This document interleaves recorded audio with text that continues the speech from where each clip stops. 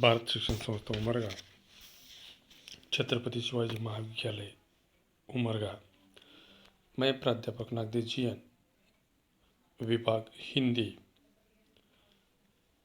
तो पाठ क्रमांक 5, उसमें गुरुबानी ये रचना शुरू है।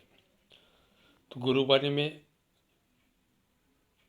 फर्स्ट पार्ट में हमने गुरु नानक जी का परिचय, उसी के साथ साथ कवि ने अपने पहले चरण के माध्यम से या दूसरे चरण में जो भी सीख हमें दी है उस सीख की जानकारी हमने ले ली है।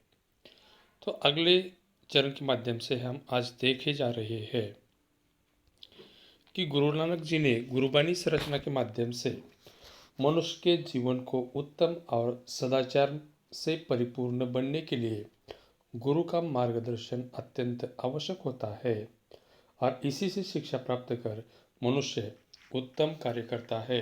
प्रस्तुत दोहों और पदों में गुरु नानक ने गुरु की महिमा, कर्म की महानता तथा सच्ची शिक्षा आदि के बारे में अपने अमूल्य विचारों से परिचित कराया है।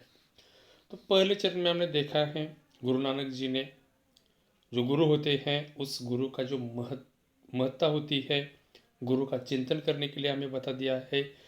लेकिन शिष्य जो होते हैं अपने गुरु के प्रति हमेशा के लिए लापरवाही बरताते हैं और सही ज्ञान से स्वयं को सही ज्ञानी मान लेते हैं।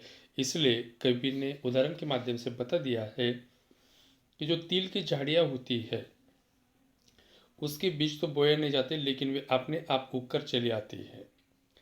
लेकिन उसकी फसल फूलती है, फलती है, दिखाई देती है, लेकिन उस फलियों के अंदर गंदगी छिपी होती है, मैल भरा हुआ होता है।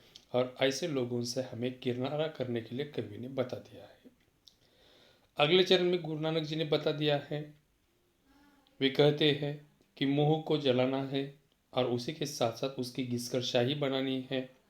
अपनी बुद्धि को श्रेष्ठ कागज समझना है, प्रेम का भाव की कलम बनाना है, चित्त को लेखक समझना है और गुरु से पूछकर भगवान का नाम स्मरण या भगवान की स्तुति जो होती है उस स्तुति को लिखना है। साथ ही सच्चाई भी लिखो कि प्रभु के कोई आगे भी नहीं है और प्रभु के कोई आखिर भी नहीं है, अंत में कोई नहीं है। यह गुरु नानक जी ने प्रस्तुत रचना के माध्यम से बता दिया है। तो अगले चरण में कवि कहते हैं, उन्हें बता दिया है, मनरे अहिनिसी हरि गुण सारी, जिन खिनु पलु नामु न बिसरे, ते जन विरले संसारी, ज्योति ज्योति मलाइये, सुरती सुरती संजोगु, हिंसा हऊ में गतु गए, नाही सहसा सोगु, गुरुमुख जिसु हर मनि बसे तिसु, मेले गुरु संजोग। तो प्रस्तुत काव्य पंक्तियों के माध्यम से कवि गुरु नानक जी ने यहाँ पर बताने की कोशिश की है कि कवि कहते हैं कि अपना मन जो होता है उस मन के बारे में कवि ने यहाँ पर बता दिया है कि हे मन, तो दिन रात भगवान के गुणों का स्मरण कर। जो भगवान होते हैं, ईश्वर होते हैं, परमात्मा होते हैं, उसके अंदर छिपे हुए जो गुण है, ईश्वर के अंदर छिपे हुए जो गुण है, उस गुणों का स्मरण कर, उसे याद करने की कोशिश कर और उसके साथ उन गुणों के साथ अपना जीवन बिताने के बारे में सोच। इस प्रकार कवि ने अपने मन को यहाँ पर बताने की कोशिश की है।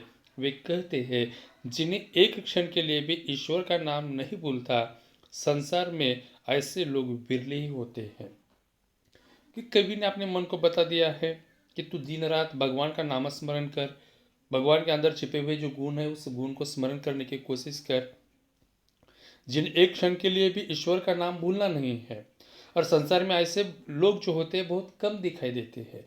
ये कवि ने अपने रचना के माध्यम से बता दिया है। और आगे चलकर कवि कहते हैं, उन्हें बता दिया है कि अपना ध्यान उसी ईश्वर में लगाओ और उसकी ज्योति से तुम भी प्रकाशित हो जाओ। कि अपना पूरा ध्यान जो है, जो ईश्वर है, परमात्मा जो है, जिसे हम गुरु मान लेते हैं, उसके ऊपर लगाना है और उसकी ज्योति जो होती है उस ज्योति के माध्यम से हमें भी प्रकाशित हो जाना है और हमें भी ज्योति के समान चारों तरफ प्रकाश फैलाना है जब तक तुझ में अहंभाव रहेगा।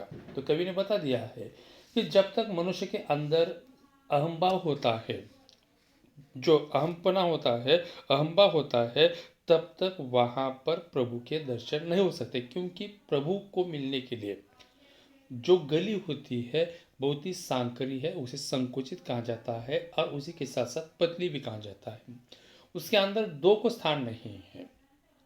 भगवान को पाने के लिए जो भी रास्ता है, जो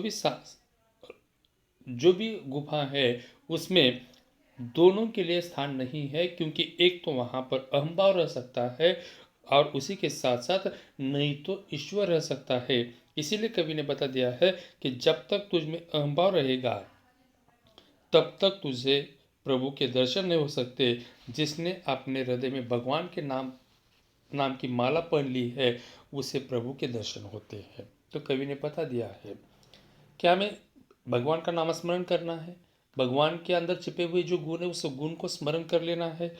उसी के साथ साथ भगवान के माध्यम से जो ज्योति लगाई जाती है, उससे जो प्रकाश आता है, उसी समान हमें भी प्रकाशमान बनना है। और जब तक हमारे अंदर अहंभाव रहेगा, उस अहंभाव को हमें त्यागना है और वहाँ पर प्रभु को स्थान देना है। और उसी के साथ साथ जिसने अपने हृदय में भगवान का नाम स्मरण करना सीख लिया है और भगवान के नाम स्मरण की मालाएं जिन्होंने पहन ली है, उसे ही प्रभु के दर्शन हो सकते हैं। कवि गुरु नानक जी ने अपने इस पद के माध्यम से यहाँ पर बताने की कोशिश की हुई है। अगले पद में कवि कहते हैं, तेरी गति मति तू ही जाने, क्या को आखी वखाने, तू आपे गपुता आपे प्रगटु, आपे सब भंग भाने, साधक सिद्ध गुरु और चेले, खोजत पर ही फरमाने, सम ही बधु पाई इह, भिक्षा तेरे दर्शन क्यों कुरवाने, उसी की प्रभु खेल रचाया, गुरुमुख सो भी हुई, नानक सब जुग आपे वर्ते, दूजा और न कोई। तो नानक जी ने यहाँ पर बता दिया है, वे अपने चरण के माध्यम से बताते हैं कि वखानना इसका अर्थ है वर्णन करे, और उसी के साथ साथ गपुता इसका अर्थ है गुप्त, उसे गुप्त कहा जाता है। और आगे चलकर सब रंग, अनेक अनेक प्रकार के रंग जिसे कहा जाता है। साधक इसका अर्थ है भक्त है, और जुग इसका अर्थ है युग है, और आपे इसका अर्थ है आप। तो गुरु नानक जी ने अपने अगले चरण के माध्यम से जो प्रभु होते, ईश्वर होते, उसे ईश्वर से, प्रभु से प्रार्थना की है, प्रभु अपनी शक्ति के सब रहस्यों को केवल तुम ही जानते हो। कि जो भी शक्ति होती है इस धरती के ऊपर जीने वाले हर मानव में या हर प्राणी में, जो भी शक्ति होती है, जो भी ताकत होता है, जो भी बल होता है, इन सभी का रहस्य केवल ईश्वर ही जानता है, परमात्मा ही जानता है। यह बात कवि ने भगवान से कहा है, परमात्मा से कहा है। उनकी व्याख्या कोई दूसरा नहीं कर सकता। कि भगवान जो होता है वही सभी के शक्ति को जानता है, और उसकी व्याख्या ईश्वर तथा भगवान प्रभु ही कर सकते हैं, दूसरा कोई भी नहीं कर सकता। तुम ही अप्रकट रूप हो और तुम ही प्रकट रूप भी हो। तुम ही अप्रकट रूप हो और तुम ही प्रकट रूप हो। यानी कि जब चाहे हमें दिखाई देते हो, और जब चाहे हमसे दूर चले जाते हो। तुम्हारे अनेक रंग हैं, कि प्रभु का एक नहीं है, हर चीज में प्रभु बसे हुए हैं, इस प्रकार कहा जाता है। तो प्रभु के अनेक रंग है, अनगिनत भक्त प्रभु के दिखाई देते हैं, और उसी के साथ साथ सिद्ध गुरु और शिष्य तुम्हें ढूंढते फिरते हैं।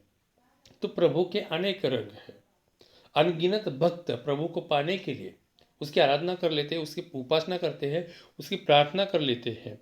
अनेक साधु संत है, महंत है, गुरु है, शिष्य है, और यह सभी जो है ईश्वर को पाने के लिए उसे ढूंढने की कोशिश करते हैं, उसका नामस्मरण कर लेते हैं, उसकी प्रार्थना कर लेते हैं। हे प्रभु, जिन्होंने नामस्मरण किया उन्हें प्रसाद, इनकी जिन्होंने भगवान का नामस्मरण किया है और उन्हें प्रसाद, यानी कि उसका मतलब जो है भिक्षा जिसे कहा जाता है, तुम्हारे दर्शन की प्राप्ति हुई है।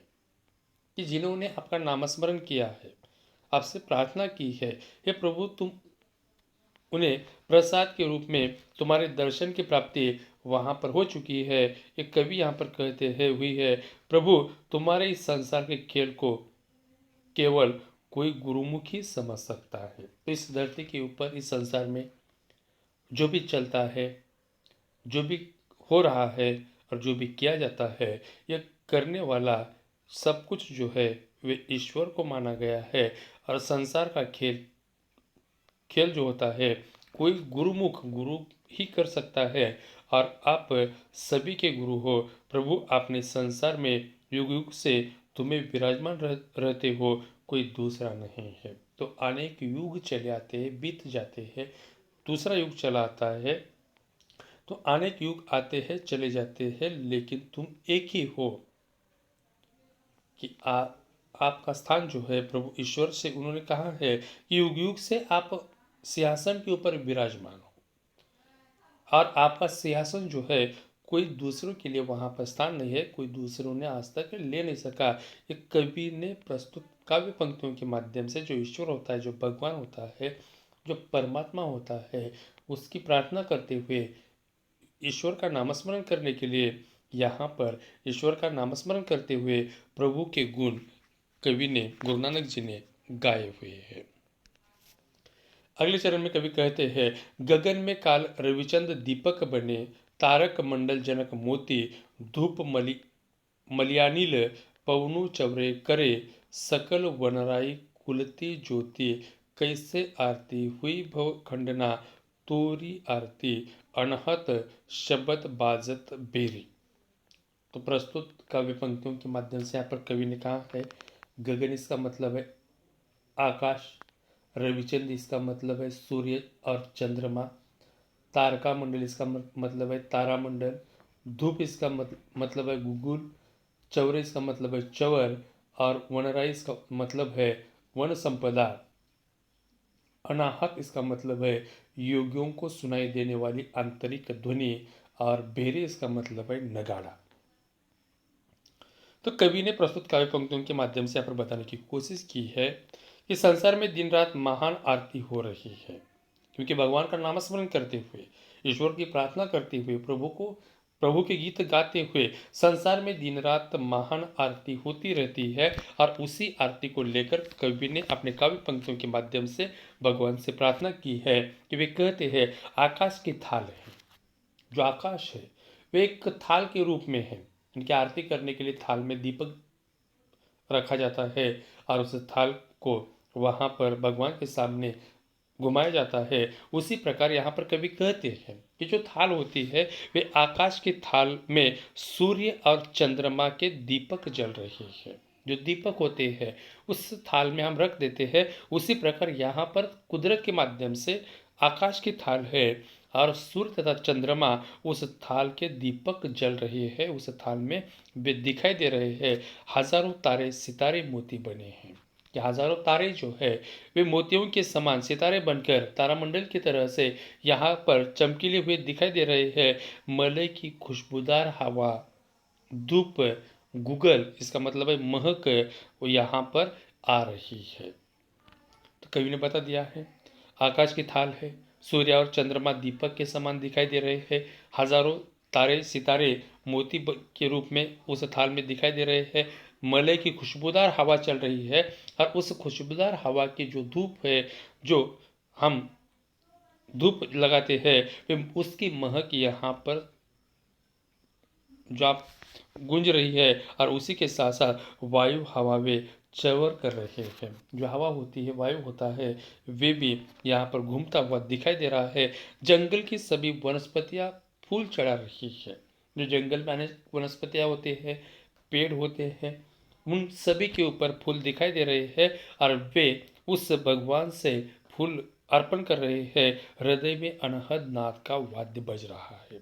जो अंतरात्मा होता है, जिसे हम हृदय कहते हैं, उसमें एक प्रकार का नाद जो होता है, जो संगीत होता है, भगवान का नामस्मरण करते हुए, भजन गाते हुए जो संगीत बजाया जाता है, उसी प्रकार का संगीत अपने हृदय में अनहद नाद करता हुआ दिखाई दे रहा है।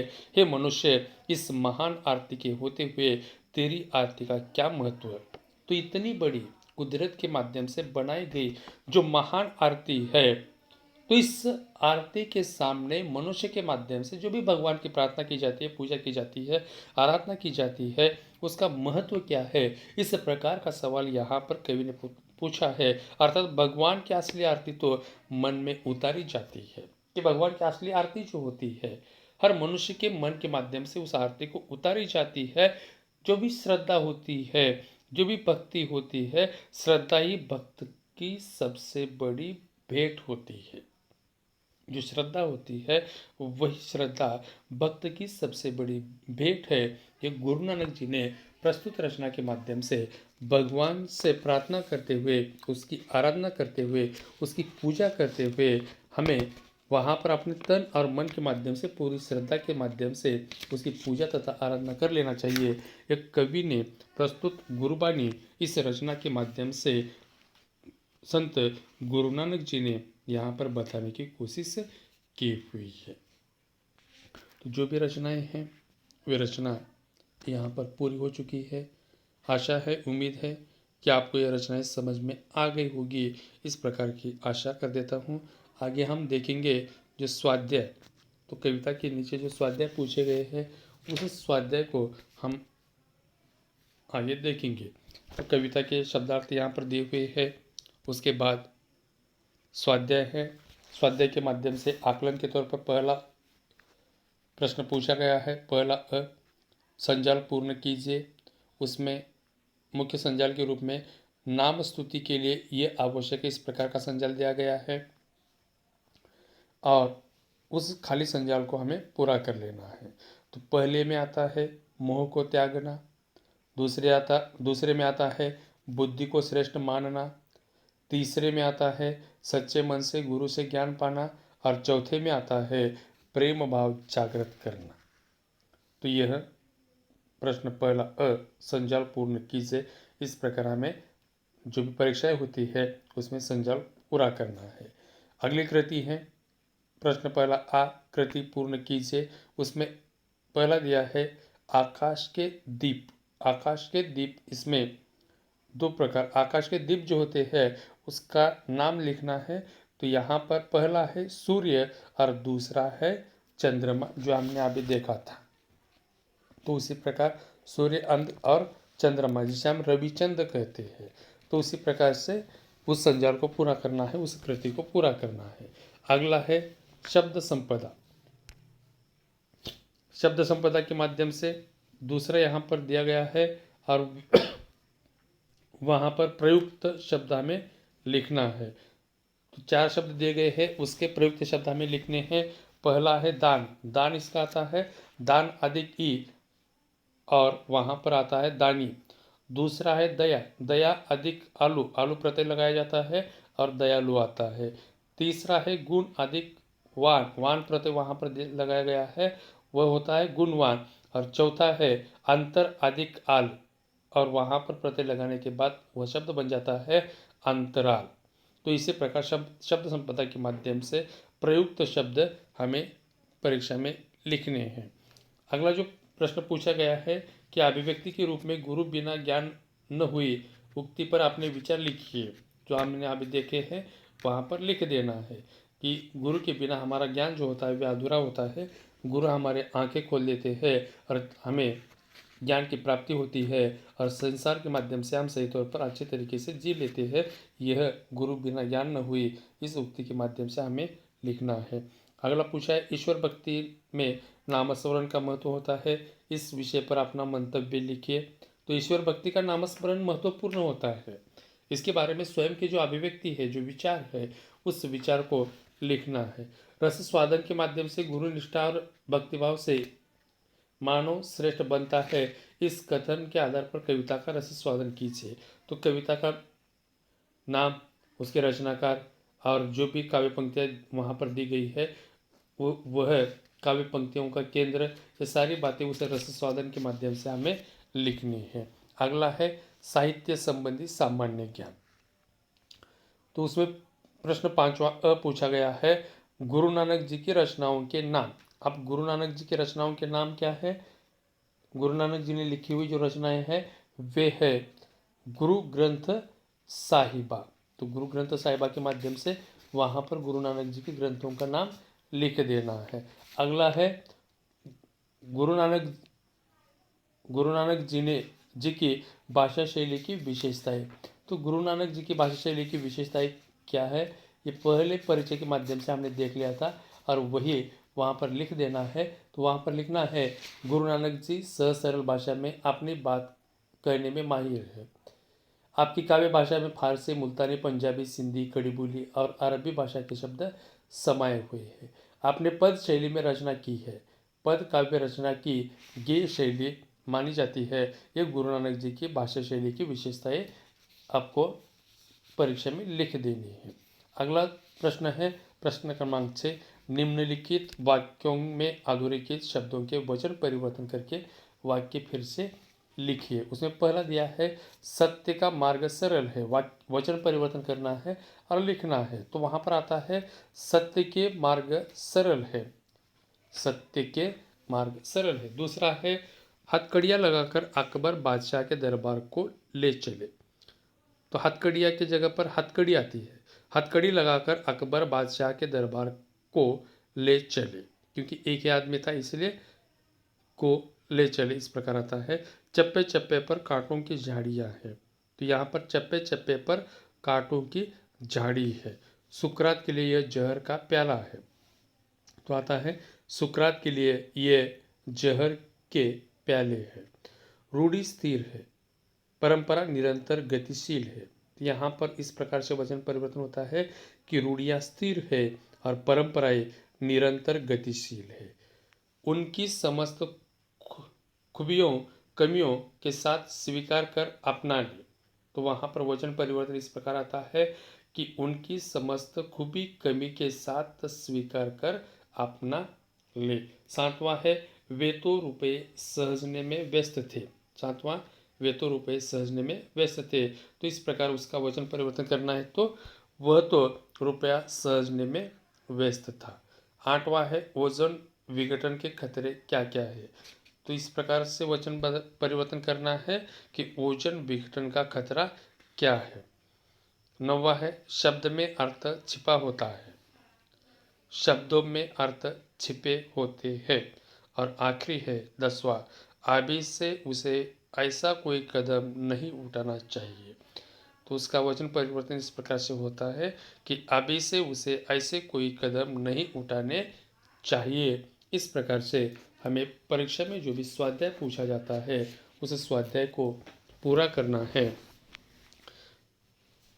तो इस प्रकार हमने हिंदी काव्य पंक्तियों के माध्यम से गुरु नानक जी ने लिखी हुई गुरबानी, ये जो काव्य पंक्तियाँ हैं उसका रसस्वादन किया है। उसी के साथ साथ उस कविता को हमने समझ लिया है और उसके ऊपर पूछे जाने वाली जो भी कृतियाँ है, जो स्वाध्याय होते हैं, उस स्वाध्याय को भी हमने देख लिया है। आशा है कि आपको यह कविता समझ में आई होगी। धन्यवाद।